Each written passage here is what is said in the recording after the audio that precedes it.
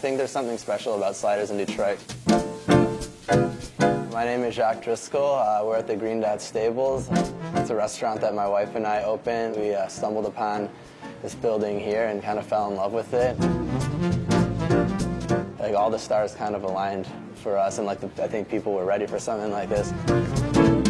We thought tacos would be cool, but not like necessarily Mexican-style tacos, but just kind of what we do here, like do like a catfish taco, a corned beef taco. Sure.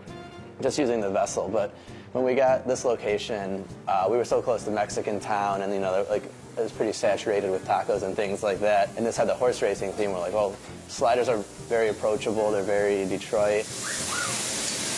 I think it's probably the best decision in my life so far. Yeah. The $2 and $3 concept was always something that I wanted to do, you know, just where you could get like a la carte, small portions. We wanted to pass some of the savings on that we had on the building, and like, you know, just the investment to the customers. Like, yeah, I know you can get $5 for a beer, but that doesn't seem right, you know.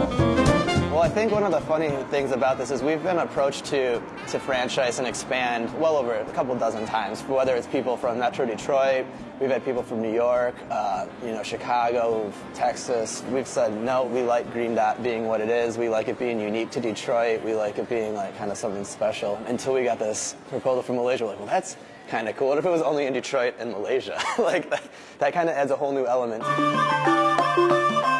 I got an email, and it was from a guy saying he wants to open up a Green Dot in Malaysia. My first thought was like, it's one of those like Nigerian prince, like, send us money and, you know, we'll give you more money or whatever. They said there was like a burger craze going on in Malaysia, and they wanted to be on it, and I was like, that can't be true. So I like Google it and everything, and it's like, yeah, there's all these like burger places popping up in Malaysia. And I didn't think anything was ever going to really come of it. And then one day he's like, okay, my partner and I are coming out next week. And we're like, okay, so they're going to come check it out. Cool. We thought they'd be good partners to have. Made a deal with them to take it out there. From the point they were in Detroit till they opened was only about 4 months. Like, they really got it going.